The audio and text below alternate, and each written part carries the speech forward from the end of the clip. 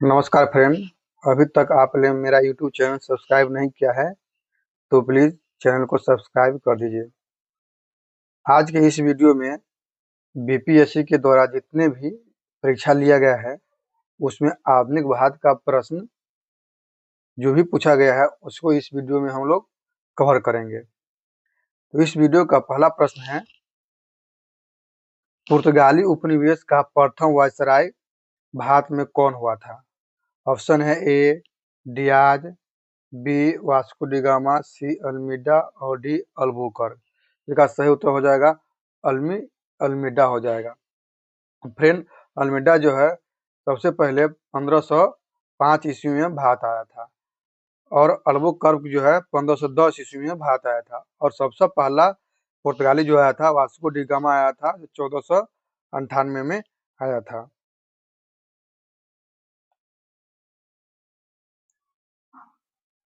तो ये प्रथम पुर्तगाली वास्को डी गामा भारत में पश्चिमी तट पर स्थित बंदरगाह कालीकट पर 20 मई 1498 में पहुंचा था। उसने वहां पहुंचकर भारत के नए समुद्री मार्ग की खोज की। कालीकट के तत्कालीन शासक जोमोरिन ने वास्को डी गामा का स्वागत किया था। पुर्तगालियों ने भारत में कालीकट, गोवा, दमन दीव और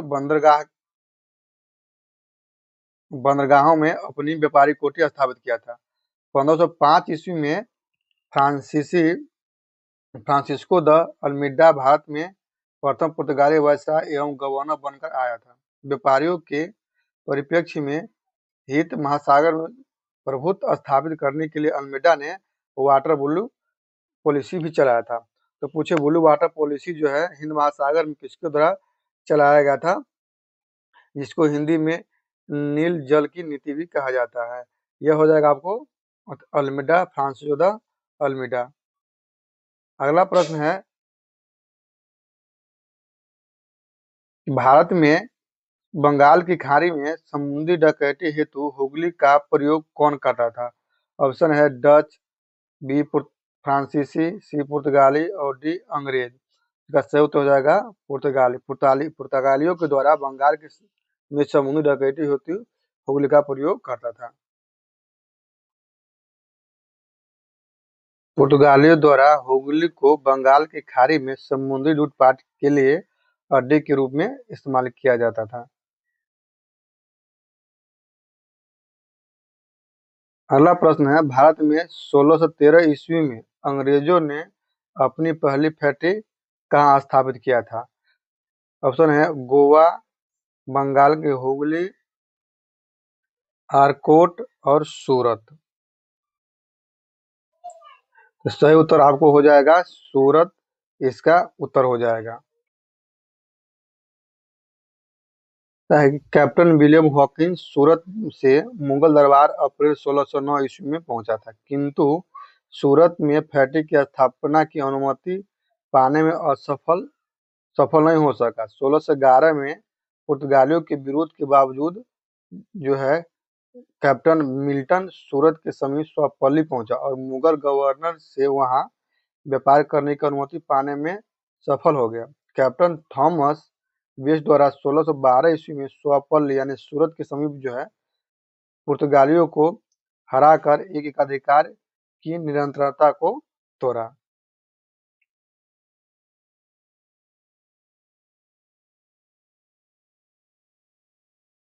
अगला प्रश्न है, निम्नलिखित में किस अंग्रेजी अधिकारी ने पुर्तगालियों को स्वपल्ली के स्थान पर हराया था? हॉकिंस आया था, थॉमस वेट, थॉमस मुनरो और जेसिया चाइल्ड। इसका सही उत्तर हो जाएगा आपको थॉमस वेस्ट के द्वारा जो है पुर्तगालियों को स्वपल्ली में हराया गया था।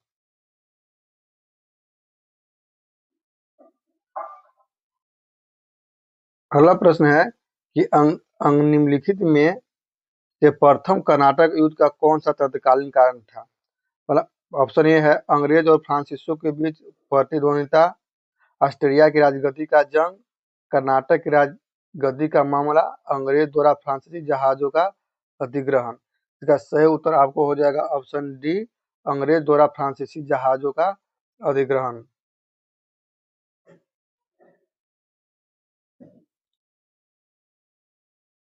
प्रथम कर्नाटक युद्ध 1746 से 48 ईस्वी में ऑस्ट्रिया के उत्तराधिकार का युद्ध जो 1740 ईस्वी में आरंभ हुआ था।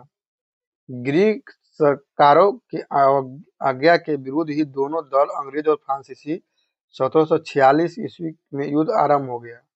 अंग्रेज कमोडोर कर्टिस वर्नेट के नेतृत्व में अंग्रेजी सेना द्वारा कुछ फ्रांसीसी जहाजों पर अधिकार कर लेना तथा युद्ध का तत्कालीन कारण बना था। प्रथम कर्नाटक युद्ध के समय ही कर्नाटक के नवाब अनरुद्दीन ने महफूज खां के नेतृत्व में सेना को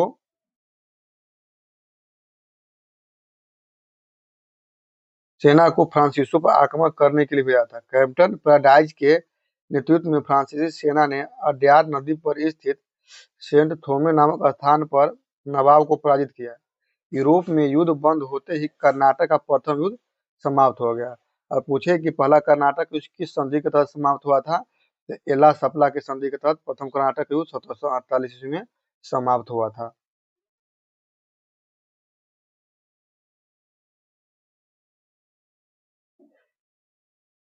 अगला प्रश्न है कि 1760 का प्रसिद्ध वांडीवास युद्ध अंग्रेजों द्वारा किसके खिलाफ लड़ा गया था। वांडीवास का युद्ध जो 1760 में लड़ा गया था फ्रांसीसी के खिलाफ, स्पेन के खिलाफ, मैसूर के कर्नाटक के खिलाफ लड़ा गया था। तो सबसे सही है आपको उसमें फ्रांसीसी के खिलाफ वांडीवास का युद्ध 1760 ईस्वी में लड़ा गया था। वांडीवास का युद्ध जो है जनवरी 1770 ईस्वी में अंग्रेज और फ्रांसीसियों के मध्य हुआ था। युद्ध में फ्रांसीसी पराजित हुआ था। अंग्रेजी सेना का नेतृत्व सर आयरकुट के द्वारा किया गया था, जबकि फ्रांसीसी सेना का नेतृत्व लाली के द्वारा किया गया था। तो पूछे कि सबसे पहले कि फ्रांसीसी और अंग्रेजों के बीच जो वांडीवास का युद्ध हुआ था 1760 ईस्वी में, अंग्रेजी सेना का नेतृत्व कौन किया था, तो कर्नाटक आयरकुट किया था और फ्रांसीसी सेना का नेतृत्व लाली के द्वारा यानी काउंट डी लाली के द्वारा किया गया था।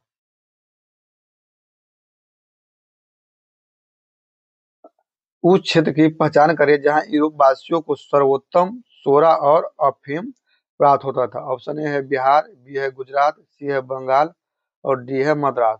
इसका सही उत्तर आपको हो जाएगा ऑप्शन ए, बंगाल में यूरोपवासी के द्वारा जो सोरा और अफीम यहाँ से प्राप्त उसको होता था।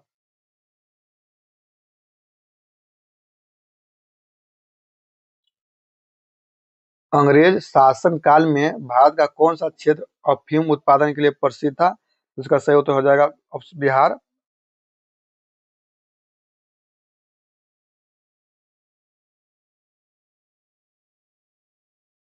अगला क्वेश्चन है, भारत, चीन और इंग्लैंड के बीच त्रिकोणीय व्यापार का प्रमुख आर्थिक आधार क्या था। रेशम, अफीम, काली मिर्च या इसमें से एक से अधिक। तो सही उत्तर हो जाएगा अफीम। भारत और चीन और अंग्रेज के बीच जो त्रिकोणीय व्यापार का मुख्य स्रोत क्या था, इसका उत्तर हो जाएगा आपको अफीम।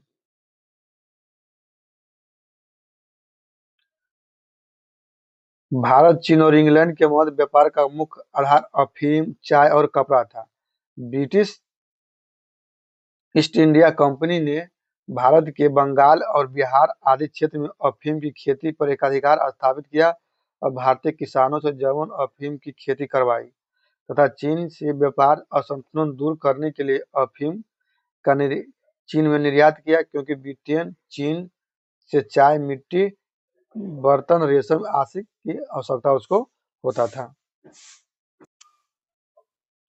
खोजकर्ता और जन्म स्थान का मिलान करना है। कोलंबस का जन्म कहाँ हुआ था, तो कोलंबस का जन्म आपको इटली में हुआ था और जैक्स कार्टियर का जन्म जो फ्रांस में आपको हुआ था और सर फ्रांसीसी ड्रेक का जन्म यूनाइटेड किंगडम में हुआ था और फर्डिनेंड मैगलन का जो आपको पुर्तगाल में हुआ था। इस प्रकार आपको ऑप्शन ए सही हो जाएगा।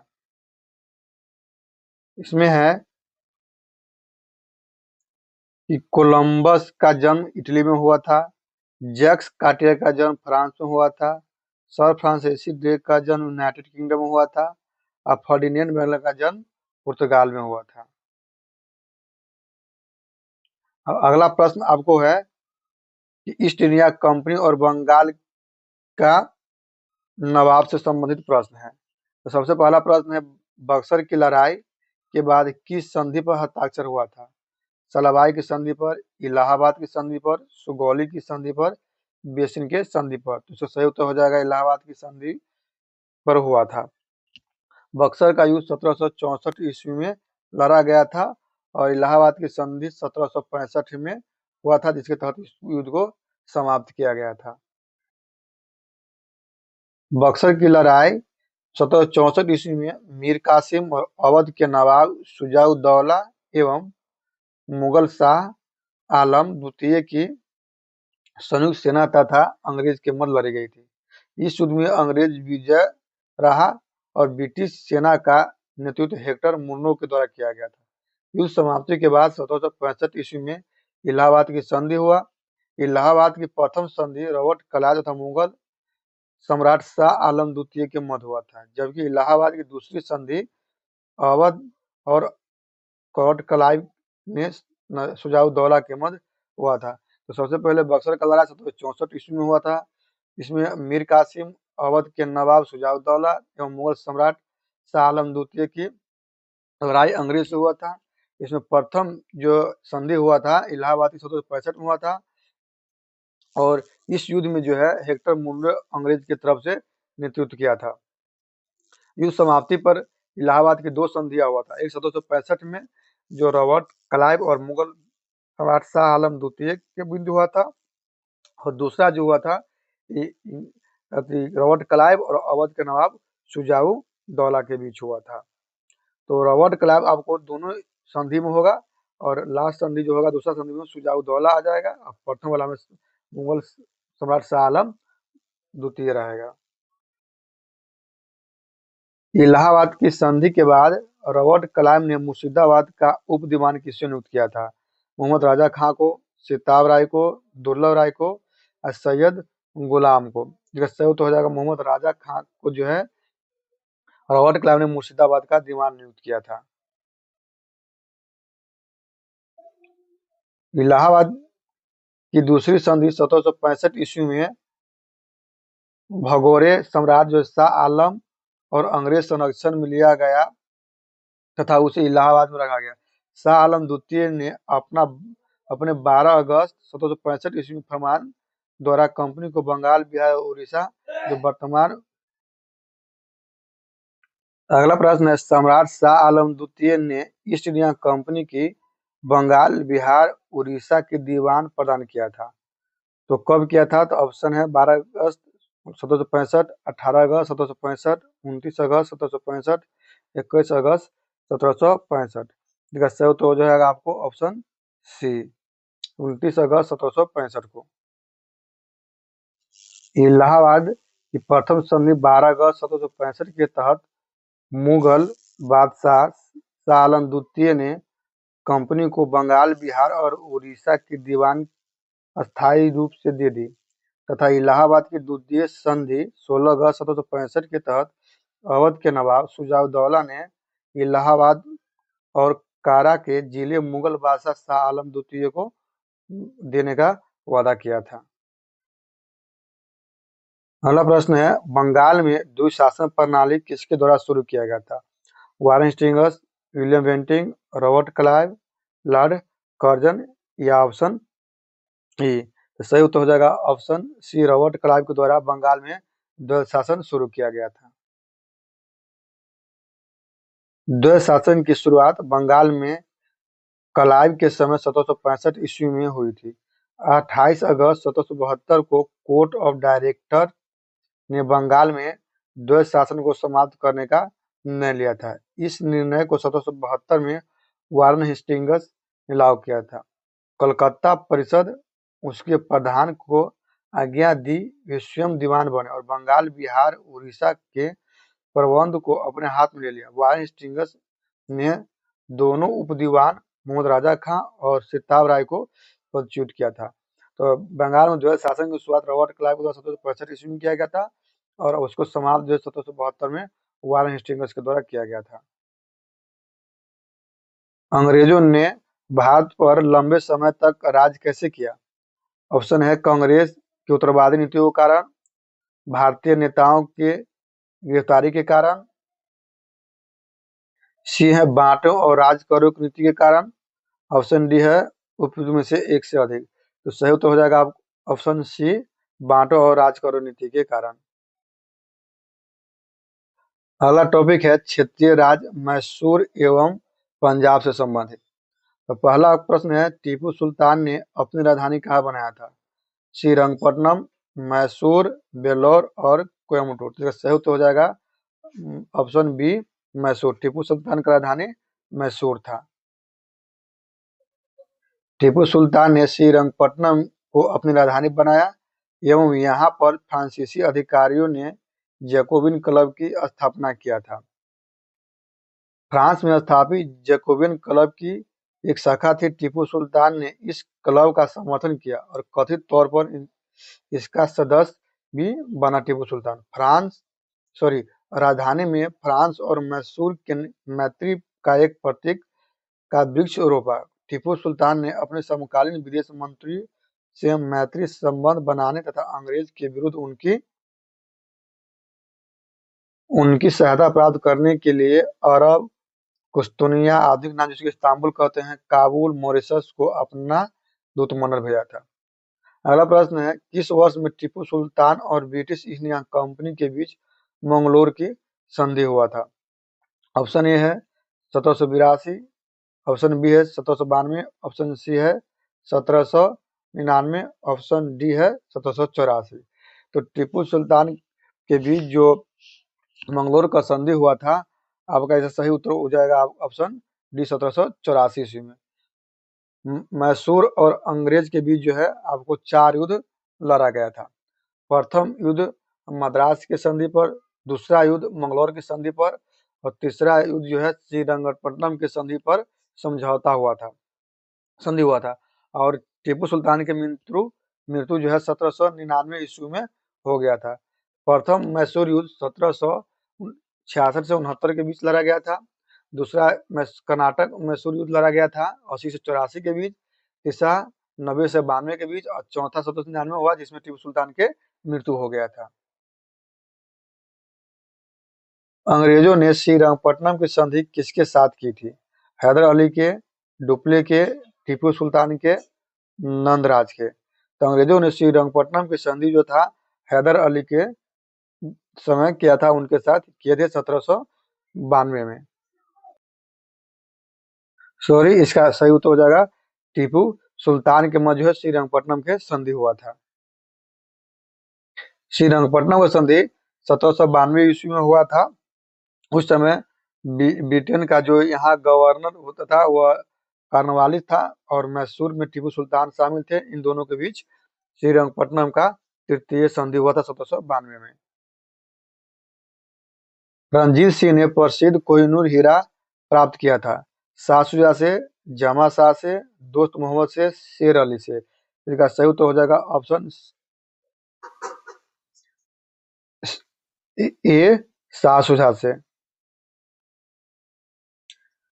पंजाब भूमि हस्तांतरण अधिनियम कब पारित हुआ था? ऑप्शन ए 1850 में, ऑप्शन बी 1895 में, ऑप्शन सी 1900 में, ऑप्शन डी 1905 में। तो सही उत्तर हो जाएगा 1900 में पंजाब भूमि हस्तांतरण अधिनियम पारित हुआ था। पंजाब भूमि हस्तांतरण अधिनियम 1900 में पारित किया गया था, जिससे कृषकों की भूमि का गैर कृषकों के पास हस्तांतरित होना काफी हद तक प्रतिबंध हो गया था। अगला प्रश्न है पंजाब हिंदू सभा की स्थापना किस वर्ष किया गया था? Option A 1905, option B 1900, option C 1915, option D 1917। तो 1909 ऑप्शन बी में पंजाब हिंदू महासभा का स्थापना हुआ था और पंजाब भूमि हस्तांतरण अधिनियम 1900 में हुआ था। अगला प्रश्न है गवर्नर जनरल और वायसराय से संबंधित है। पहला प्रश्न है भारत का प्रथम गवर्नर जनरल कौन था? Lord Mayo, Lord Lytton, Lord Canning, Lord Dufferin या इनमें से कोई नहीं? तो सही उत्तर हो जाएगा इनमें से कोई नहीं। भारत का प्रथम गवर्नर जनरल वारेन हेस्टिंग्स था। पहले पूछे कि आपको बंगाल के पहले गवर्नर जनरल कौन था, तो आपको सही उत्तर हो जाएगा रॉबर्ट क्लाइव। और बंगाल के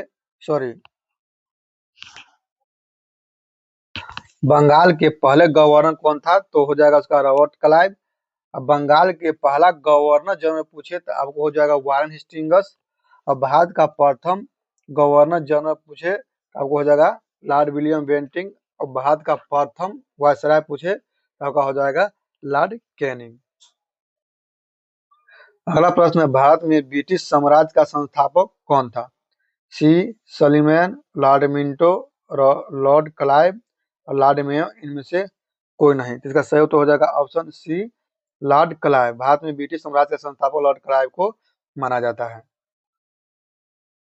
भारत में ब्रिटिश साम्राज्य का संस्थापक लॉर्ड क्लाइव को माना जाता है, जो 23 जून 1757 ईस्वी को प्लासी की लड़ाई के विजेता अंग्रेजी सेना के नेतृत्व क्लाइव था। इसी युद्ध के उपरांत बंगाल में ब्रिटिश साम्राज्य की नींव पड़ी।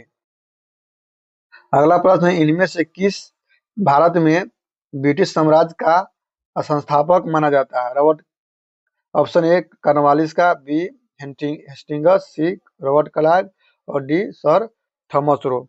इसका सही उत्तर हो जाएगा आपको रॉबर्ट क्लाइव को माना जाता है। द्वैत शासन का जनक किसे माना जाता है? रॉबर्ट क्लाइव का, हेक्टर मुनरो का, लॉर्ड मैकाले का, सर लियोनी कार्टियस का। इसका सही उत्तर हो जाएगा ऑप्शन डी, सर लियोनिन कार्टियस को माना जाता है द्वैत शासन का जनक। अगला प्रश्न है, निम्नलिखित में से किसे बंगाल में द्वैत शासन प्रणाली को समाप्त किया था? Robert Clive, Lord Cornwallis, Warren Hastings और उनमें से कोई नहीं। इसका सही उत्तर हो जाएगा आपको वारेन हेस्टिंग्स। रॉबर्ट क्लाइव के द्वारा शुरू किया गया था और वारेन हेस्टिंग्स के द्वारा समाप्त किया गया था। 1771 ईस्वी में कोर्ट ऑफ डायरेक्टर ने दोहरी शासन प्रणाली को समाप्त करने का निर्णय लिया था। इस निर्णय को 1772 ईस्वी में लॉर्ड हेस्टिंग्स ने लागू किया। कलकत्ता परिषद तथा उनके प्रधान को आज्ञा दी गई कि वे स्वयं दीवान बने और बंगाल, बिहार, उड़ीसा के प्रबंध को अपने हाथों में ले ले। वारेन हेस्टिंग्स ने दोनों उपदीवानों मोहम्मद राजा का और सिताब राय को पदच्युत कर दिया। द्वैत शासन की शुरुआत बंगाल में 1765 ईस्वी में किया गया था और 1772 ईस्वी में समाप्त किया गया था। ठगों का उन्मूलन किसके नेतृत्व में किया गया था?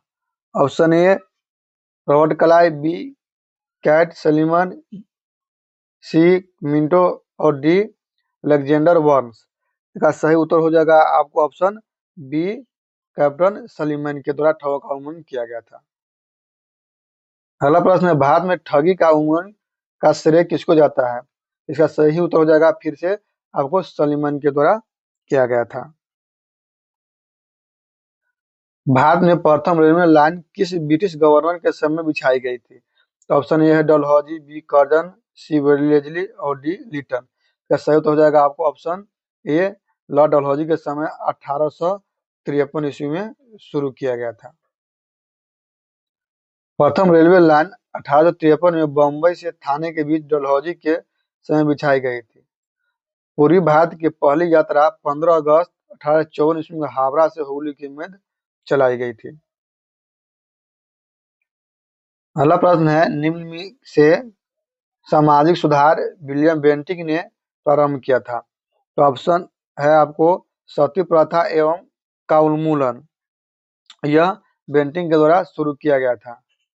अगला है दास प्रथा का उन्मूलन, यह भी बेंटिक के द्वारा यह प्रारंभ किया गया था। अगला है धर्म परिवर्तन के कारण अयोग्यता के प्रावधान को हटाना, यह इनके द्वारा नहीं किया गया था। अगला ऑप्शन है ठगों के संगठित गिरोह का दमन करना, तो योग किया गया था। तो इसका आंसर हो जाएगा आपको 1, 2 और 3। सॉरी 1, 2 और 4। इसका आंसर हो जाएगा option number C. Lord William Bentinck 1828 ईस्वी में बंगाल प्रेसिडेंसी का गवर्नर जनरल बना। 1829 में उसने सती प्रथा को अपराध घोषित किया और उसका उन्मूलन किया। बेंटिक के काल में ही चार्टर एक्ट 1833 पारित किया गया था। इसमें दास प्रथा को उन्मूलन का प्रावधान किया गया। बेंटिक ने ठगों के गिरोह के विरुद्ध भी अभियान चलाकर उसका दमन किया। बेंटिक ने शिक्षा और प्रेस की स्वतंत्रता पर भी काम किया था। 1835 में इंग्लैंड वापस चला गया। धर्म परिवर्तन के कारण आयोग के प्रावधान को 1850 ईस्वी में हटाया, इसलिए इसका 1, 2 और 4 ऑप्शन सही है। सती प्रथा को गैर कानूनी किसने घोषित किया था? Option A Hastings, Bentinck, Cornwallis और ऑप्शन डी कर्जन। तो इसका सही हो जाएगा ऑप्शन बी, बेंटिंग के द्वारा सती प्रथा को खत्म किया गया था। 1857 में भारत का प्रथम गवर्नर जनरल कौन था? ब्लेजली, डलहौजी, कैनिंग और मिंटो। तो इसका सही उत्तर हो जाएगा आपको ऑप्शन सी, कैनिंग। 1857 के विद्रोह के समय भारत का गवर्नर जनरल लॉर्ड कैनिंग था, जिसका 1856-58 में लॉर्ड कैनिंग भारत में कंपनी द्वारा नियुक्त किया गया अंतिम गवर्नर जनरल और भारत के अधीन नियुक्त किया गया भारत का पहला वायसराय बना था। अफगानिस्तान के प्रति आक्रामक नीति किस वायसराय ने अपनाई थी? मेयो के द्वारा, लिटन के द्वारा, डफरिन के द्वारा, कैनिंग के द्वारा। जो सही तो हो जाएगा लॉर्ड लिटन के द्वारा जो है अफगानिस्तान के प्रति आक्रामक नीति अपनाई थी। लॉर्ड लिटन निम्नलिखित इनमें से किससे संबंधित नहीं है? लॉर्ड लिटन स्टेची कमीशन का, शस्त्र अधिनियम का, वर्नाकुलर एक्सप्रेस का, एल्बर्ट बिल का। तो लॉर्ड लिटन से संबंधित है, वर्नाकुलर एक्सप्रेस को समाप्त किया था, शस्त्र अधिनियम आया था और एल्बर्ट बिल आया था, जबकि स्टेची कमीशन इनके समय से संबंधित नहीं है। किस व्यवसाय ने भारत में औपनिवेशिक आर्थिक संरचना का विकेंद्रीकरण? ऑप्शन ए है मेयो, ऑप्शन बी है कर्जन, ऑप्शन सी है रिपन, ऑप्शन डी है इनमें से कोई नहीं। तो ऑप्शन सही उत्तर हो जाएगा ऑप्शन मेयो।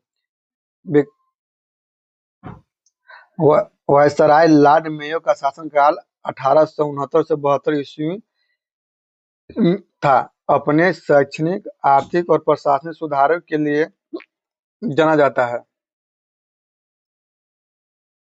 मेयो द्वारा 14 सितंबर 1870 में एक संकल्प जारी किया गया। इस रेजुलेशन में सर्वप्रथम औपनिवेशिक आर्थिक संरचना के विकेंद्रीकरण की बात की गई। केंद्रीय और प्रांतीय वित्त के विभाजन की दिशा में पहला कदम उठाया गया था।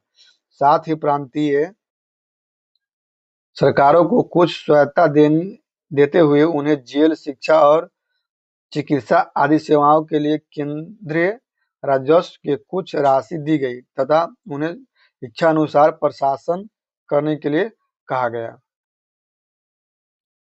किसने सिंध विजित कर उसका अधिकरण किया था? 15 का हो जाएगा ऑप्शन सी, नेपियर के द्वारा किया गया था। गवर्नर जनरल लॉर्ड एलनबरो के काल में के दौरान 1843 ईस्वी में चार्ल्स नेपियर द्वारा सिंध को पूर्ण रूप से ब्रिटिश साम्राज्य में मिला लिया था। पी रॉबर्ट्स के अनुसार सिंध की विजय अफगान युद्ध के बाद हुई थी और नैतिक व राजनीतिक रूप से उसी का परिणाम था। अगला प्रश्न है, भारतीय इतिहास की औपनिवेशिक काल के संदर्भ में सूची 1 और जो व्यक्ति का है, सूची 2 विषय के साथ सुमेलित करना है। इसमें रेम्जे मैक्डोनाल्ड किससे संबंधित था? तो रेम्जे मैक्डोनाल्ड आपको लिथगो, डलहौजी, चेम्सफोर्ड सबका आपको मिलान करना है। तो रेम्जे मैक्डोनाल्ड आपको हो जाएगा कैमरन अवार्ड। कैमरन अवार्ड के 16 अगस्त 1932 ईस्वी में हुआ था। अगला है लैंड लिथगो। लैंड लिथगो हो जाएगा आपको अगस्त प्रस्ताव 1940 में हुआ था। डलहौजी का हो जाएगा डॉक्ट्रिन ऑफ लेम्स, हो जाएगा जो 1848-1856 तक इसका शासनकाल था। अगला है चेम्सफोर्ड का। तो चेम्सफोर्ड का हो जाएगा आपको द्वैध शासन, जो 1919 ईस्वी में हुआ था चेम्सफोर्ड के शासनकाल में। रेम्जे मैक्डोनाल्ड कैमरन अवार्ड से हो जाएगा, लेनिथगो अगस्त प्रस्ताव से, डलहौजी डॉक्ट्रिन ऑफ लेम्स से, चेम्सफोर्ड आपको द्वैध शासन से संबंधित है। अगला प्रश्न है, निम्नलिखित में से किस राज्य को डलहौजी की हड़प नीति के तहत शामिल नहीं किया गया था? ऑप्शन है नागपुर, बी जयपुर, सी संबलपुर और डी सतारा। इसका सही उत्तर हो जाएगा ऑप्शन बी, जयपुर को नहीं किया गया था। सतारा को 1848 ईस्वी में किया गया था। जयपुर को आपको हो जाएगा 1849 ईस्वी में। संबलपुर को किया गया था 1849 ईस्वी में। जयपुर और संबलपुर 1849 ईस्वी में। सतारा हो जाएगा 1848 ईस्वी में और नागपुर 1854 ईस्वी में हो जाएगा। इसके अलावा उदयपुर के 1852 ईस्वी में किया गया था। झांसी के 1853 ईस्वी में किया गया था। बघाट के 1850 ईस्वी में किया गया था। अगला प्रश्न है, सुरक्षा प्रकोष्ठ की नीति संबंधित है वारेन हेस्टिंग्स से, डलहौजी से, हेनरी लॉरेंस से और लॉर्ड हेस्टिंग्स से। तो सुरक्षा प्रकोष्ठ की नीति शुरू किया गया था वारेन हेस्टिंग्स के द्वारा। सुरक्षा प्रकोष्ठ या घेरे की नीति से वारेन हेस्टिंग्स तथा बेलेजली से संबंधित है। वारेन हेस्टिंग्स ने मैसूर और मराठों के युद्ध अन्य भारतीय रियासतों के साथ बराबरी की पदवी प्राप्त करने के भावना से किया। इस समय अपने कंपनी ने अपने राज्य के चार ओर मध्य राज्य बनाने का प्रयत्न किया। इसका उद्देश्य केवल अपने राज्य की रक्षा करना अथवा हम यह भी कह सकते हैं कि अपने पड़ोसी की सीमाओं की रक्षा करे ताकि अपनी सीमा सुरक्षित रहे। उस समय मुख्य अफगानों और मराठों से था, इसलिए कंपनी ने अवध की रक्षा व्यवस्था के कार्य को इस तरह संभाला कि अवध का नवाब उस व्यय का बोझ उठाए और इस प्रकार अवध की रक्षा ही बंगाल की रक्षा थी। बेलेजली के आने से कंपनी के भारतीय रियासतों के साथ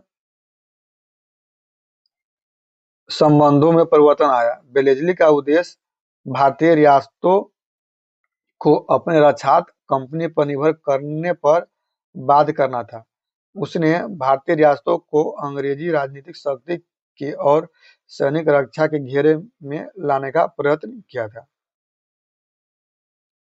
लॉर्ड बेलेजली की सहायक संधि को स्वीकार करने वाला पहला मराठा सरदार कौन था? पेशवा बाजीराव द्वितीय, रघुजी भोसले, दौलत राव सिंधिया या उनमें से कोई नहीं? तो सही उत्तर हो जाएगा पेशवा बाजीराव द्वितीय। लॉर्ड बेलेजली का सहायक संधि स्वीकार करने वाला पहला मराठा सरदार था बाजीराव द्वितीय। दौलत राव सिंधिया और जसवंत होलकर दोनों पूना में अपने को सर्वश्रेष्ठ प्रदर्शित करना चाहते थे। बाजीराव द्वितीय सिंधिया का साथ दे रहा था। 1801 में जसवंत के भाई की हत्या कर दी। परिणाम स्वरूप जसवंत होलकर की सेना ने पुणे पर आक्रमण कर पेशवा व सिंधिया की संयुक्त सेना को परास्त कर दिया। बाजीराव द्वितीय ने भागकर वसीन में शरण ली। 31 दिसंबर 1802 ईस्वी को अंग्रेज वसीन की संधि हुई। संधि के अनुसार पेशवा बाजीराव द्वितीय ने अंग्रेज की संरक्षकता स्वीकार कर ली। इस संधि को मराठों द्वारा अंग्रेजों के साथ की गई प्रथम सहायक संधि की संज्ञा दी गई है। अगला प्रश्न है, लॉर्ड मेयो के 1870 के संकल्प के बारे में निम्नलिखित में से कौन सही है? पहला है केंद्रीय और प्रांतीय वित्त को विभाजित करने वाला, यह पहला कदम था। दो है प्रांतीय सरकारों को संयुक्त सेवा प्रशस्त करने का अधिकार दिया गया। इससे मौजूद असमानता को सुधारने का प्रयास किया। इसने प्रांतों की वास्तविक आवश्यकता पर ध्यान केंद्रित किया। इसका आपको सभी सही है लॉर्ड मेयो के बारे में।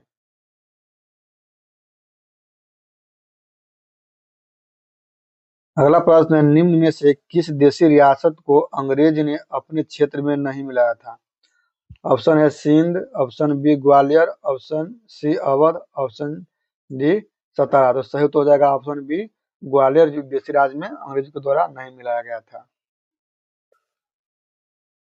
सिंध का विलय एलनबरो के समय में किया गया था, जबकि डलहौजी के समय में कुशासन का आरोप लगाकर अवध को मिला लिया गया था। अगला प्रश्न है, दिल्ली में उसके राजकीय प्रवेश के समय अवसर पर किस वायसराय पर बम फेंका गया था? ऑप्शन है lord Curzon, lord Minto, lord Hardinge और लॉर्ड बेवेल। तो सही उत्तर हो जाएगा आपको लॉर्ड हार्डिंग। 1911 में ब्रिटिश सरकार ने भारत की राजधानी कलकत्ता से बदलकर दिल्ली करने की घोषणा की। इसके बाद 23 दिसंबर 1911 को नई राजधानी दिल्ली में वायसराय हार्डिंग द्वितीय का भव्य राजकीय प्रवेश जुलूस निकाला जा रहा था। इसी राजकीय प्रवेश के अवसर पर दिल्ली के चांदनी चौक क्षेत्र में वायसराय के हाथी हौदे पर क्रांतिकारियों द्वारा बम फेंका गया। इस हमले में लॉर्ड हार्डिंग द्वितीय गंभीर रूप से घायल हो गया और महावत मारा गया। इस घटना की योजना क्रांतिकारी रासबिहारी बोस के नेतृत्व में बनाई गई थी। अगला प्रश्न है, भारत के वायसराय के रूप में किसके कार्यकाल में महान शहीद भगत सिंह सुखदेव राजगुरु को फांसी दी गई थी? Lord Curzon, Lord Irwin, Lord Minto, Lord Chelmsford. सही उत्तर हो जाएगा लॉर्ड इरविन, जो 23 मार्च 1931 को फांसी दिया गया था भगत सिंह सुखदेव राजगुरु को। अगला प्रश्न है, इंपीरियल कैडेट कॉर्प्स की स्थापना किसने की थी? Lord Minto, lord Hardinge, lord Lytton और लॉर्ड रिपन। तो इसका सही उत्तर लॉर्ड कर्जन हो गया है। कर्जन ने 1911 में इंपीरियल कैडेट कॉर्प्स की स्थापना की। इसका उद्देश्य देशी नरेशों, राजकुमारों एवं सामंतों के पुत्रों के लिए सैनिक शिक्षा का प्रबंध करना था। अगला प्रश्न है, किसके स्वतंत्र भारत के प्रथम प्रधानमंत्री जवाहरलाल नेहरू का साहस और दूरदर्शिता के एक उत्कृष्ट नेता के रूप में अभिवादन किया है? तो इसका उत्तर ऑप्शन बी हो जाएगा लॉर्ड माउंटबेटन।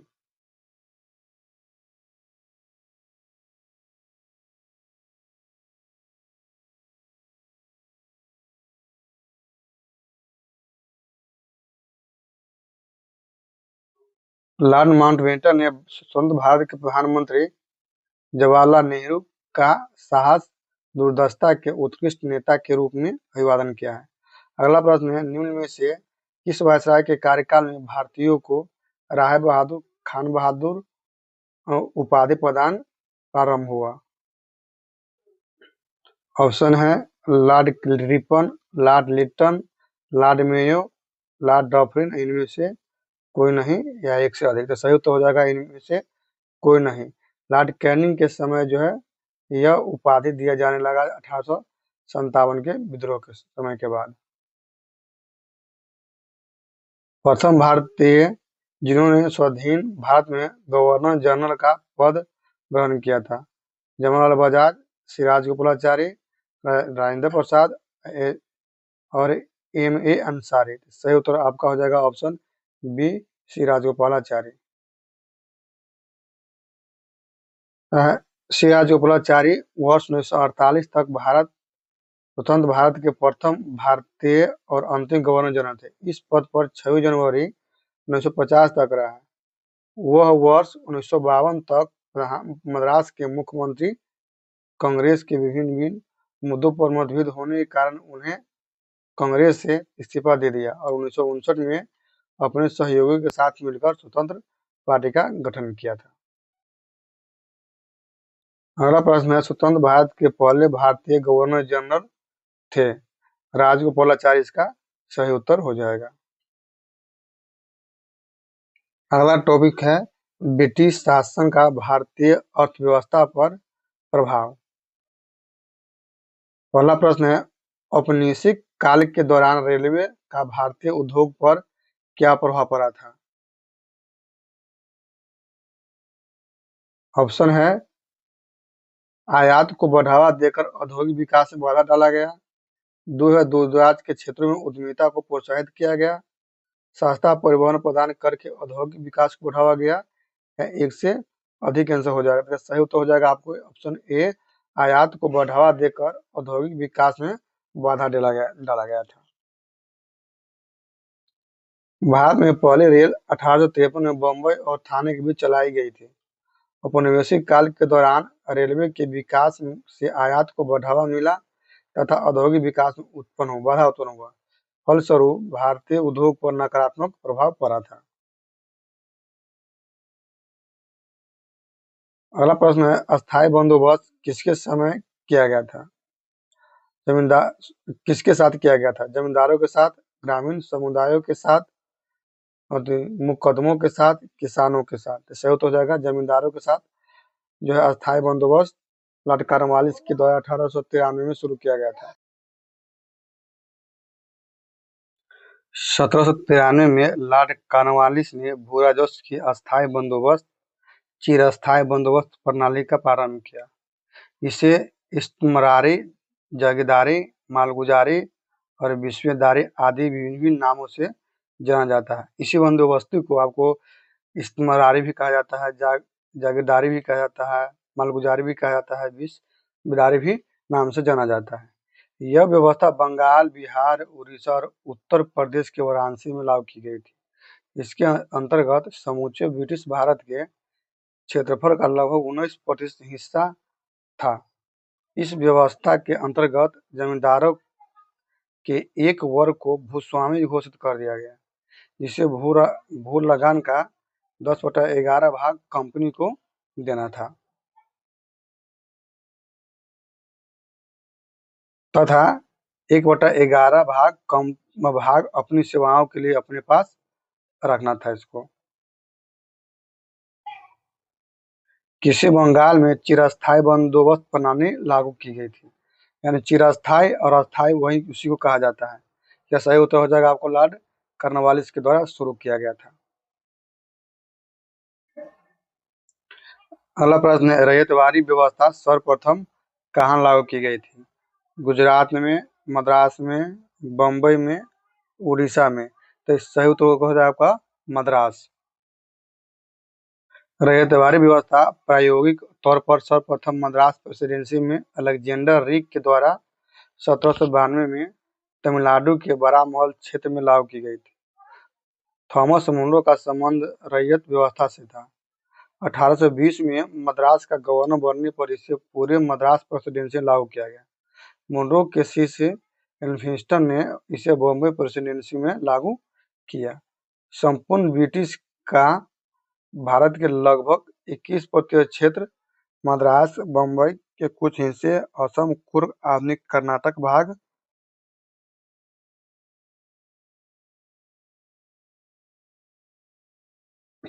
भाग, आदि में यह व्यवस्था लागू की गई थी। इस व्यवस्था के अंतर्गत रैयतों को भूमि का मालिकाना हक दिया गया, जिसके द्वारा यह प्रत्यक्ष रूप से सीधे एवं व्यक्तिगत रूप से भू राजस्व अदा करने के उत्तरदायी था। 1835 के बाद जी विंकेट एवं एच सी गोल्डस्मिथ इस व्यवस्था में सुधार किया गया था।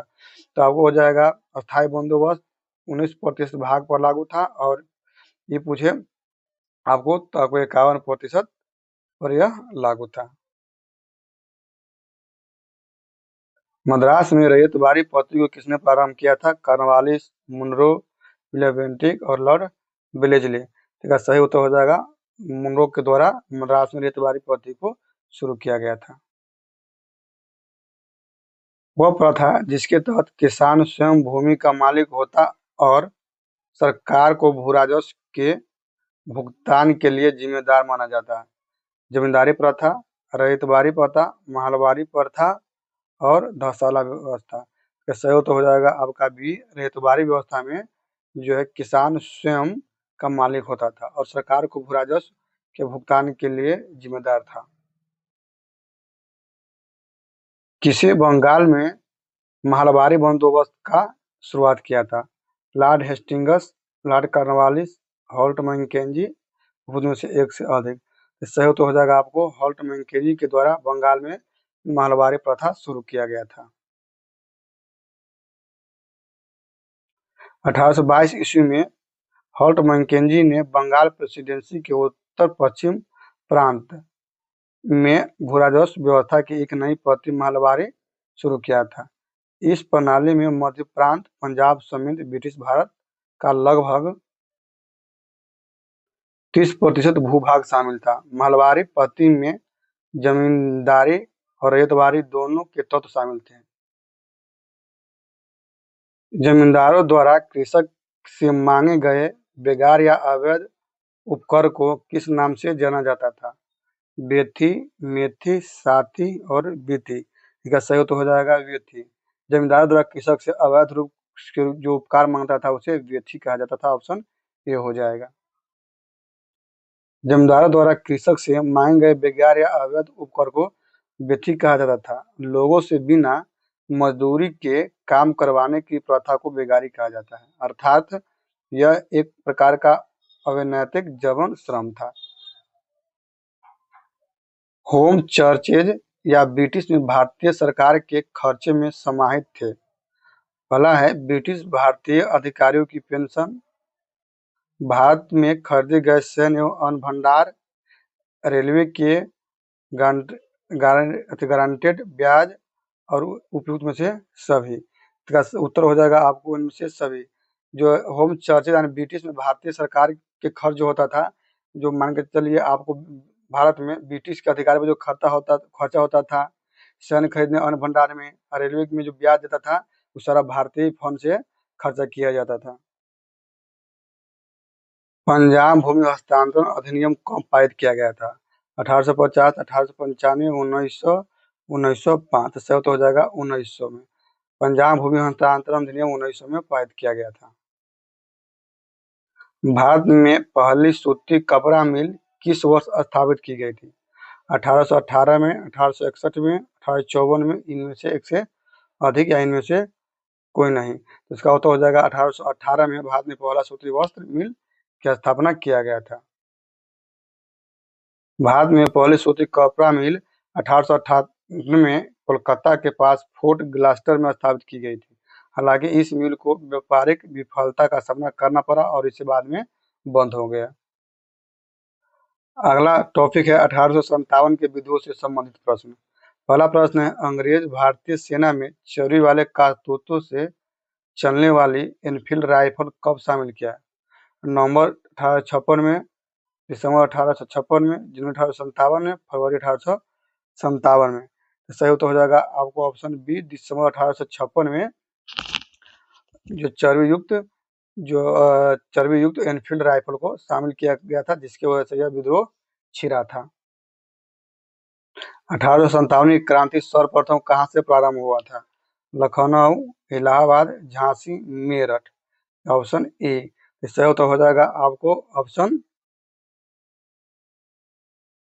डी, मेरठ। 10 मई 1857 का यह क्रांति मेरठ से प्रारंभ हुआ था। 1857 के विद्रोह कहाँ प्रारंभ हुआ था? इसका उत्तर हो जाएगा आपको मेरठ। निम्न में से कौन सा ईस्ट इंडिया कंपनी के सिपाहियों को विद्रोही बनाने का कारण नहीं है? पहला है ईसाई धर्म फैलाने के लिए कंपनी के अधिकारियों का प्रयास, जहाज पर यात्रा करने के लिए सिपाहियों के आदेश, भत्ते को रोकथाम, अधिकारियों की अक्षमता। इसका उत्तर हो जाएगा ऑप्शन डी, अधिकारियों का अक्षमता जो है ईस्ट इंडिया कंपनी के सिपाहियों को विद्रोही बनाने का कारण नहीं है। ईसाई धर्म फैलाने के लिए कंपनी के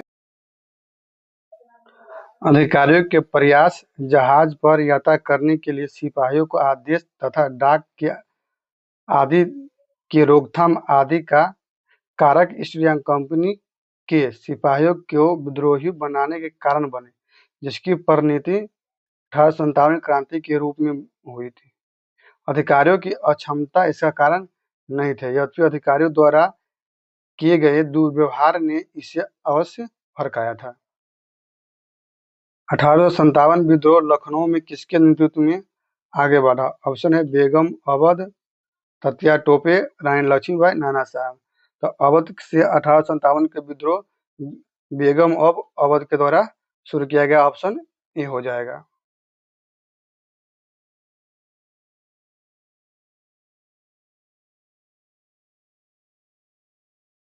इनमें से किसने 1857 के विद्रोह में सक्रिय भाग लिया था?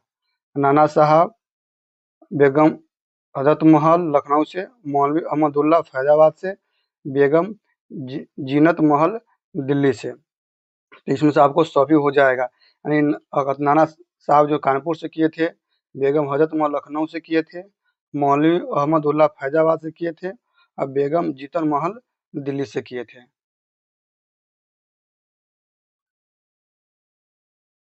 इनमें से अंग्रेजी ईस्ट इंडिया कंपनी के कंट्रोल के खिलाफ बगावत नहीं किया था। ऑप्शन है विजयनगरम, बी है हैदराबाद के निजाम, सी तमिलनाडु के पोलीगढ़, और डी हो जाएगा ट्रावनकोर के दीवान वेलु थम्पी। इसका सही उत्तर हो जाएगा ऑप्शन बी, हैदराबाद का निजाम जो अंग्रेज के विरुद्ध बगावत नहीं किया था। निम्नलिखित में से कौन 1857 के विद्रोह में अंग्रेजों का सबसे बड़ा कट्टर था? ऑप्शन है मौलवी अहमदुल्ला शाह, बी है मौलवी इमदादुल्ला, मौलवी फजल हक खैराबादा, नवाब लियाकत अली। इसका सही उत्तर हो जाएगा ऑप्शन ए, मौलवी अहमदुल्ला शाह 1857 के विद्रोह में अंग्रेजों का कट्टर दुश्मन था। मौलवी अहमदुल्ला शाह ने फैजाबाद में विद्रोह और अपना नेतृत्व प्रदान किया था। अंग्रेजों से सबसे कट्टर दुश्मन थे। वह मूलतः मद्रास प्रेसिडेंसी के चिन्नापट्टन के रहने वाले थे, पर वह फैजाबाद में आकर बस गए थे। उन्होंने भारत के विभिन्न धर्मानुयायियों का आह्वान करते हुए कहा, सारे लोग काफिर अंग्रेजों के विरुद्ध खड़े हो जाओ और उन्हें भारत से बाहर खदेड़ दो। 1857 के विद्रोह को किस उर्दू कवि ने देखा था? मीर तकी मीर, जोक, गालिब, इकबाल। तो सही उत्तर हो जाएगा ऑप्शन सी, मिर्जा गालिब है जो 1857 के विद्रोह को देखा था। निम्नलिखित में से किसका नाम 1857 के आंदोलन से जुड़ा है? भगत सिंह, तात्या टोपे, वीजी तिलक, जी.के. गोखले। तो सही उत्तर हो जाएगा ऑप्शन बी, तात्या टोपे जो 1857 से जुड़े हुए महान क्रांतिकारी थे।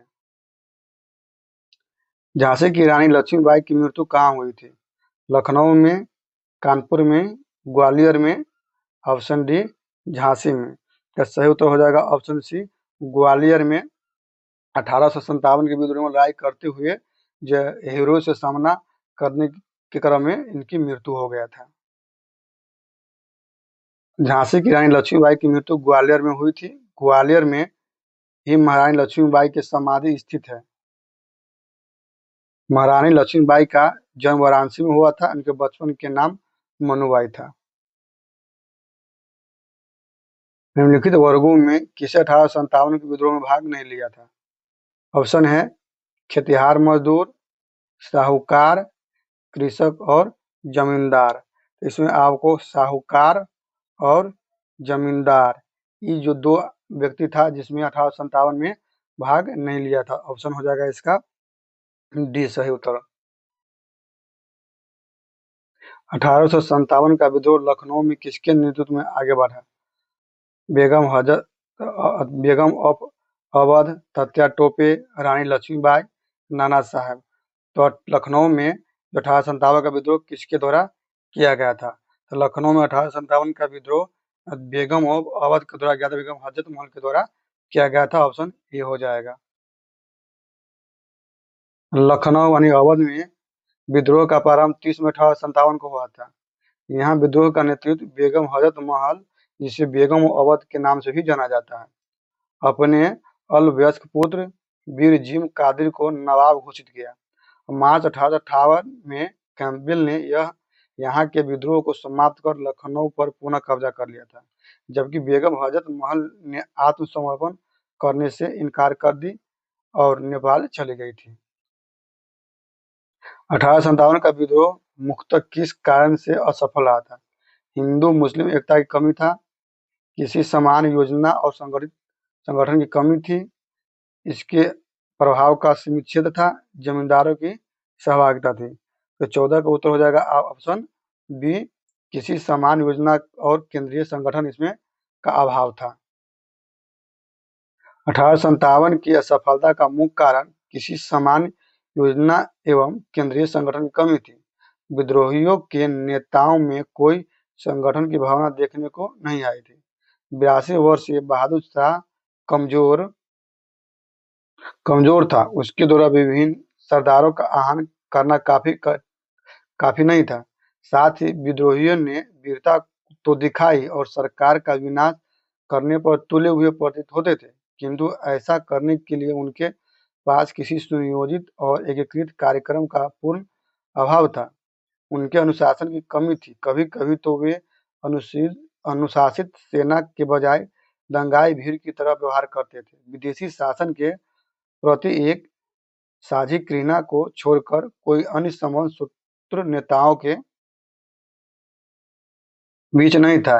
किसी क्षेत्र विशेष से ब्रिटिश सत्ता को उखाड़ फेंकने के बाद उन्हें पता भी नहीं होता था कि उनकी उसकी जगह किस प्रकार की राजनीतिक सत्ता या संस्थाएं स्थापित की जाए।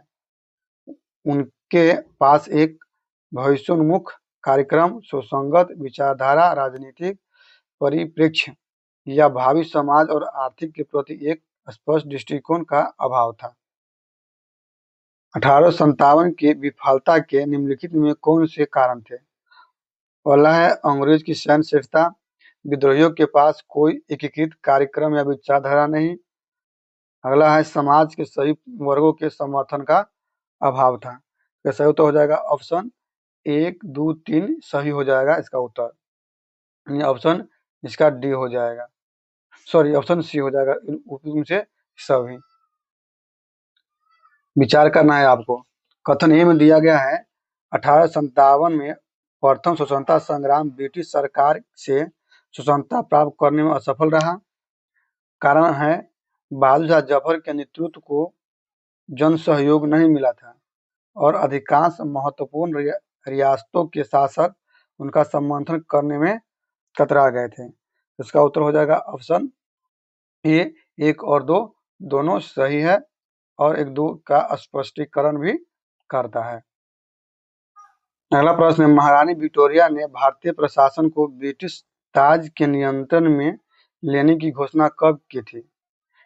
1 में है 1 नवंबर 1858, बी है 31 दिसंबर 1857, सी है 6 जनवरी 1858, डी है 17 नवंबर 1859। इसका सही उत्तर हो जाएगा ऑप्शन ए 1 नवंबर 1858। 1857 की क्रांति के दमन के पश्चात 1 नवंबर 1858 को महारानी विक्टोरिया ने भारतीय प्रशासन को ब्रिटिश ताज के नियंत्रण में लेने की घोषणा की। इस घोषणा के बाद भारत में कंपनी के शासन को समाप्त कर सीधे ब्रिटिश क्राउन के अधीन कर दिया गया। भारत का सचिव, अन्य नाम या सचिव, भारत सचिव या मंत्री का पद तथा उनकी सहायता के लिए 15 सदस्य वाली काउंसिल ऑफ इंडिया की स्थापना की गई। तत्कालीन गवर्नर लॉर्ड कैनिंग को ही भारत का वायसराय बनाया गया। निम्नलिखित में से किस तिथि को रानी विक्टोरिया की उद्घोषणा जारी किया गया था?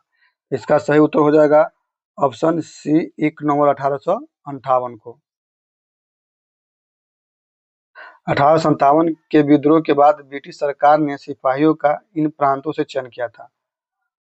ऑप्शन है उत्तर प्रदेश, बिहार के ब्राह्मण, पूर्वी बंगाल, उड़ीसा, गोरखा, सिख, पंजाब और उत्तर प्रांत, मद्रास प्रेसिडेंसी का मराठा। तो सही उत्तर हो जाएगा आपको ऑप्शन सी गोरखा, सिख, पंजाब और उत्तर प्रांत से 1857 में ब्रिटिश जो अपनी ओर से सिपाहियों का भर्ती किया था। निम्नलिखित में से किसने 1857 के विद्रोह को एक षड्यंत्र की संज्ञा दी? सर जेम्स आउट्रम और डब्ल्यू टेलर, सर जॉन के लॉरेंस, टी.आर. होम्स। इसका सही उत्तर हो जाएगा ऑप्शन ए। आउट्रम और टेलर ने 1857 के विद्रोह के षड्यंत्र की संज्ञा दिया था।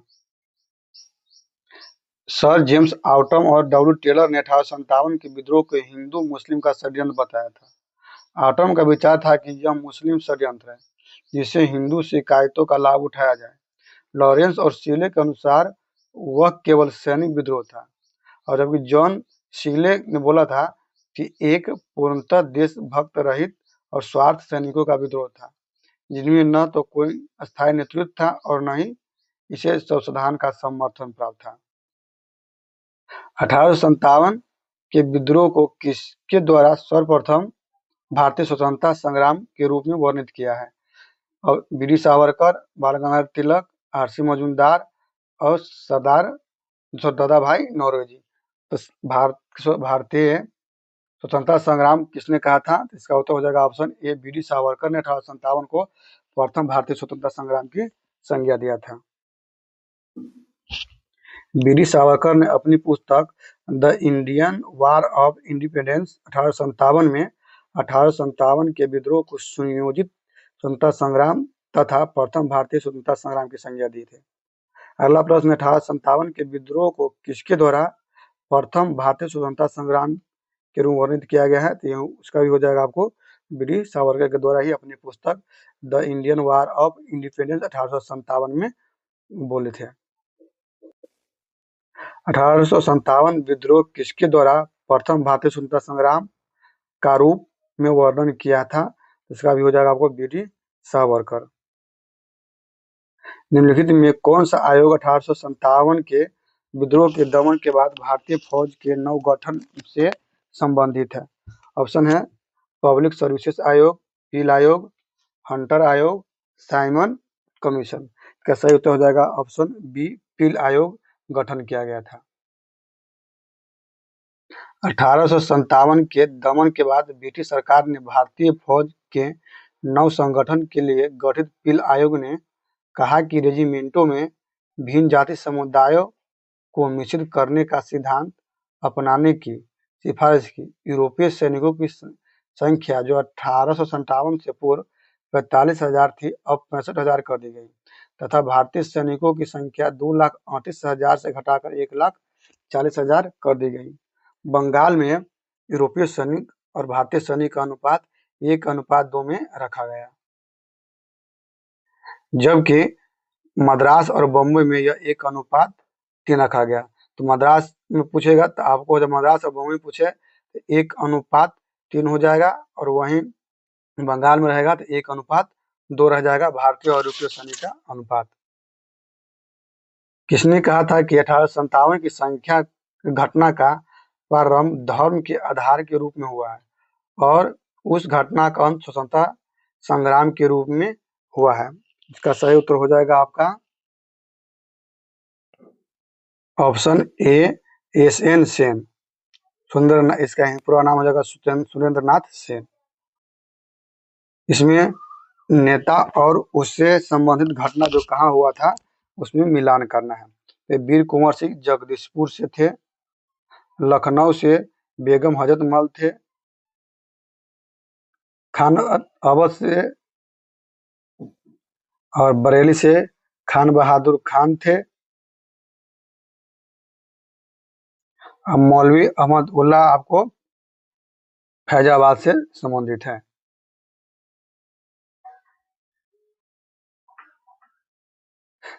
वीर कुंवर सिंह जगदीशपुर से, बेगम हजरत महल लखनऊ से, खान बहादुर खान बरेली से, मौलवी अहमद उल्ला फैजाबाद से।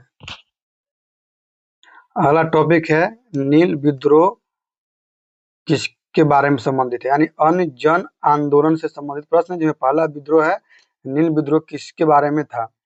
ऑप्शन में है रैयत नील की खेती नहीं करना चाहते थे पर जबरदस्ती कार्रवाई की जा रही थी।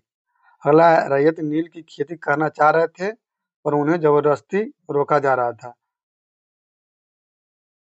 अगला है रैयत नील की खेती नहीं करना चाह रहे थे और उनसे एक अमान्य मूल्य पर जबरदस्ती करवाई जा रही थी। अगला है कि नीले रंग के झंडे वाला एक विद्रोह आंदोलन था। ऑप्शन ये है इनमें से कोई नहीं। इसका सही उत्तर हो जाएगा ऑप्शन सी, रैयत नील की खेती नहीं करना चाह रहे थे पर उनसे एक अमान्य मूल्य पर जबरदस्ती करवाई जा रही थी। नील विद्रोह की शुरुआत बंगाल के नदिया जिले के गोविंदपुर गांव से हुई थी। एक नील उत्पादक के दो भूतपूर्व सैनिकों दिगंबर एवं विष्णु विश्वास, जिसको विष्णुचंद्र विश्वास के नेतृत्व में वहां के किसान एकजुट हुआ। उन्होंने नील की खेती बंद कर दी। यह नील आंदोलन के इतिहास में अपनी मांगों को लेकर किए गए आंदोलन में सर्वाधिक व्यापक और जुझारू विद्रोह था। बंगाल का नील विद्रोह शोषण के विरुद्ध किसानों की सीधी लड़ाई थी। बंगाल के वे काश्तकार जो अपने खेतों में चावल की खेती करना चाहते थे, उन्हें यूरोपीय नील बागान मालिक नील की खेती करने के लिए मजबूर करते थे। नील की खेती से इनकार करने वाले किसानों को नील बागान मालिकों के दमनचर का सामना करना पड़ता था। निम्नलिखित में कौन नील विद्रोह के नेता थे? ऑप्शन बी हो जाएगा दिसंबर विश्वास और विष्णु विश्वास नील आंदोलन से संबंधित है। प्रसिद्ध नाटक नील दर्पण, जिसमें इंडिगो की खेती करने वाले किसानों के दमन का चित्रण किया गया है, इसकी रचनाकार कौन है? ऑप्शन है शरतचंद्र चटर्जी, रविन्द्रनाथ टैगोर, वरेंद्र घोष और दीनबंधु मित्र। तो इसका सही उत्तर हो जाएगा आपको दीनबंधु मित्र, ऑप्शन डी। नील कृषकों की दुर्दशा पर लिखी गई पुस्तक नील दर्पण के लेखक कौन है?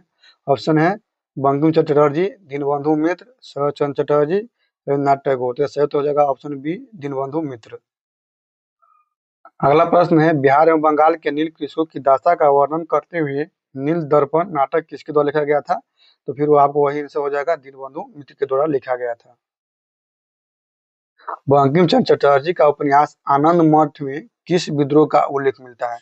सन्यासी का, पागलपंथी का, नील का, उपयुक्त में से एक से अधिक। इसका उत्तर हो जाएगा ऑप्शन ए, सन्यासी विद्रोह का, जो बंकिम चटर्जी द्वारा लिखा गया आनंद मठ में उल्लेख मिलता है। बंकिम चंद्र चटर्जी की कृत आनंद मठ का कथानक सन्यासी विद्रोह पर आधारित है।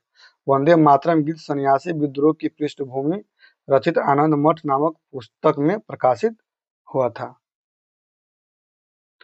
बघेरा का विद्रोह कहाँ हुआ था? ऑप्शन है सूरत, पूना, कालीकट और बड़ोदरा। जिसका सही उत्तर हो जाएगा ऑप्शन डी, बड़ोदरा। बघेरा विद्रोह 1858 ईस्वी में अंग्रेज सरकार के विरुद्ध किया गया बघेरा विद्रोह बड़ोदरा में हुआ था। बड़ोदरा के गायकवाड़ों ने अंग्रेजी सेना की सहायता से बघेरों से अधिक कर एकत्रित करने का प्रयत्न किया, जिनके परिणाम स्वरूप बघेरा सरदारों ने विद्रोह कर दिया। उन्होंने 1818 से 1819 ईस्वी के मध्य ब्रिटिश क्षेत्रों पर भी आक्रमण किया। यह विद्रोह 1820 ईस्वी के आसपास समाप्त हो गया। पागलपंथ एक अर्ध धार्मिक समुदाय था जिसकी शुरुआत करम या करमशाह द्वारा की गई थी। यह वस्तुतः गारो जयंतिया से संबंधित विद्रोह था। पागलपंथी विद्रोह बंगाल के शेरपुर और मनमोहन सिंह के क्षेत्र वर्तमान बंगाल में है, में मुख्य रूप से विस्तृत था।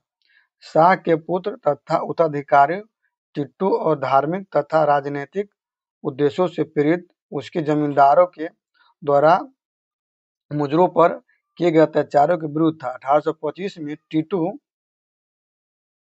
ने शेरपुर पर अधिकार कर लिया तथा राजा बन बैठा। बस इतना ही शक्तिशाली हो गया कि स्वतंत्रता सत्ता का प्रयोग करने लगे और प्रशासन को चलाने के लिए उसने एक न्यायाधीश, एक मजिस्ट्रेट और एक कलेक्टर की नियुक्ति की। मानव बलि प्रथा का निषेध करने के कारण अंग्रेजों के विरुद्ध विद्रोह करने वाली जनजाति का नाम क्या था? कोकी, खोंड, उरांव और नाई-कदा। तो सही हो जाएगा खोंड जनजाति जो था, मानव बलि प्रथा के विरुद्ध में आक्रमण कर दिया था अंग्रेज के विरुद्ध। 19वीं सदी के अंत में वर्तमान मेघालय के गारो हिल्स क्षेत्र में ब्रिटिश अधिकारियों के खिलाफ आदिवासी विद्रोह में कौन सा आदिवासी नेता शामिल था? ऑप्शन है यदुनाथ शर्मा, बी टिकेंद्रजीत सिंह, सी रानी गाई दिन्यू, ऑप्शन डी है ऑप्शन से एक से अधिक। तो सही उत्तर हो जाएगा ऑप्शन ई, ऑप्शन जो दिया है ये एक से अधिक। पा तोगन संगमा या पा तोगन नेग मिनाज संगमा एक गारो खासी आदिवासी नेता थे, जिन्होंने 19वीं ईस्वी के अंत में वर्तमान मेघालय के गारो हिल्स क्षेत्र में ब्रिटिश अधिकारियों के खिलाफ विद्रोह किया। वह दिसंबर 1872 में बेजोर वीरता और साहस के साथ लड़ते हुए शहीद हो गए थे। किसने कर की नई व्यवस्था के विरुद्ध शोषणकारी शक्तियों का विरोध किया था? ऑप्शन 1856 के खानदेश की जनजाति ने, बी 1855 56 में बिहार के संथालियों ने, सी है 1850 के छोटा नागपुर जनजातियों ने, ऑप्शन डी है उप में से एक से अधिक। इसका सही उत्तर हो जाएगा ऑप्शन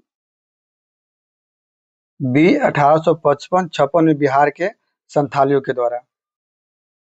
1831 में बुद्धू भगत के नेतृत्व में कोल विद्रोह किस क्षेत्र में हुआ था? कच्छ के क्षेत्र में, सी भूमि के क्षेत्र में, पश्चिमी घाट के क्षेत्र में, सतारा के क्षेत्र में। इसका सही उत्तर हो जाएगा उत्तर सी भूमि का क्षेत्र हो जाएगा। अगला प्रश्न है, हज विद्रोह हुआ था 1620 से 21 के दौरान, 1720 से 21 के दौरान, 1820 से 21 के दौरान, 1920 से 21 के दौरान। इसका सही उत्तर हो जाएगा ऑप्शन सी 1820 से 21 के दौरान हौज विद्रोह हुआ था। हौज विद्रोह या हो विद्रोह 1820 से 21 ईस्वी में हुआ था, जिसका केंद्र वर्तमान झारखंड राज्य के पश्चिमी सिंहभूम जिला था। अगला प्रश्न है, ताना भगत आंदोलन किससे संबंधित है? दलित आंदोलन से, आदिवासी आंदोलन से, किसान आंदोलन से, उपयुक्त में से एक से अधिक से। इसका सही उत्तर हो जाएगा ऑप्शन बी आदिवासी आंदोलन से संबंधित है ताना भगत आंदोलन। ताना भगत आंदोलन एक आदिवासी आंदोलन था। यह आंदोलन छोटा नागपुर क्षेत्र वर्तमान में झारखंड में पड़ता है 1914 में प्रारंभ हुआ था। इस आंदोलन का नेतृत्व जतरा भगत और तुरिया भगत ने किया था। इस आंदोलन को राम भगत आंदोलन के नाम से भी जाना जाता है। ताना भगत आंदोलन ब्रिटिश शासन के खिलाफ एक अहिंसक आंदोलन किन भारतीय राज्य के अधिकारी समुदायों के बीच उत्पन्न हुआ था? ऑप्शन है केरल, बी है उत्तर प्रदेश, सी झारखंड और डी है उपयुक्त में से एक से अधिक। ऑप्शन ई है इनमें से कोई नहीं। इसका सही उत्तर हो जाएगा ऑप्शन सी झारखंड।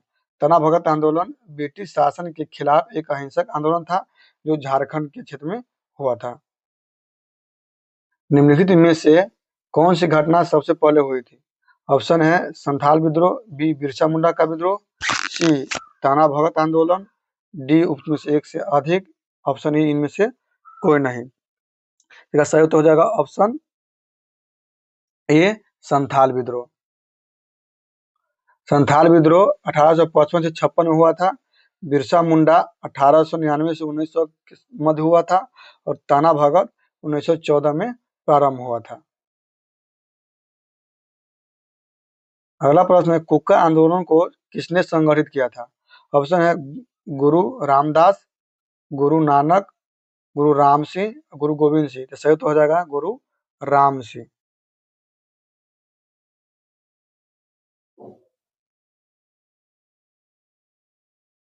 1921 में मोपला आंदोलन की जो शाखा थी, खिलाफत आंदोलन की, 1857 की स्वतंत्रता संग्राम की, स्वदेशी आंदोलन की, असहकार आंदोलन की। इसका सही उत्तर हो जाएगा आपको ऑप्शन ए खिलाफत आंदोलन का यह शाखा था। मुपला विरोध 1921 ईस्वी में हुआ था।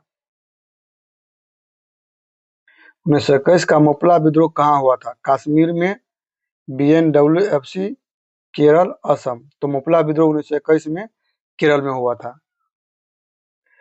अगला प्रश्न है 1921 का मुपला विद्रोह कहाँ हुआ था? तो यह केरल में हुआ था। तेभागा आंदोलन 1946 ईस्वी में बंगाल में आरंभ हुआ, जो संबंधित है ऑप्शन ए मुस्लिम लीग के नेतृत्व में, बी किसान सभा के नेतृत्व में, ऑप्शन सी भारतीय राष्ट्रीय कांग्रेस के नेतृत्व में, ऑप्शन डी श्रमिक संघ के नेतृत्व में। इसका सही उत्तर हो जाएगा ऑप्शन बी किसान सभा के नेतृत्व में यह आंदोलन आरंभ हुआ था। तेभागा आंदोलन 1946-47 में बंगाल का प्रसिद्ध किसान आंदोलन था। इसके तहत किसानों में फ्लाउड कमीशन की सिफारिश के अनुरूप लगान की दर 1/3 करने हेतु संघर्ष प्रारंभ किया था। बंगीय प्रादेशिक किसान सभा के नेतृत्व में लड़ा गया यह आंदोलन जोतदारों के विरुद्ध बटाईदारों का आंदोलन था। अगला प्रश्न है 1940 के दशक के दौरान बंगाल में तेभागा आंदोलन ने मांग की थी। ऑप्शन है जमींदारी प्रथा का उन्मूलन का, भूमिहीन किसानों के बीच अधिशेष भूमि के पुनर्वितरण का, फसल का 1/3 हिस्सा बटाईदारों को दिया जाएगा, ऑप्शन डी उपयुक्त में से एक से अधिक और ऑप्शन ई इनमें से कोई नहीं। इसका सही उत्तर हो जाएगा ऑप्शन सी फसल का 1/3 हिस्सा बटाईदारों को दिया जाएगा। फ्रेंड, अगला वीडियो जो हम लेके आएंगे वह आधुनिक भारत में शिक्षा के विकास से संबंधित रहेगा। अब बाकी जो भी पूछा गया है वो हम नेक्स्ट वीडियो में लेके आएंगे। तब तक मेरे चैनल को लाइक, सब्सक्राइब, शेयर जरूर कीजिएगा। धन्यवाद।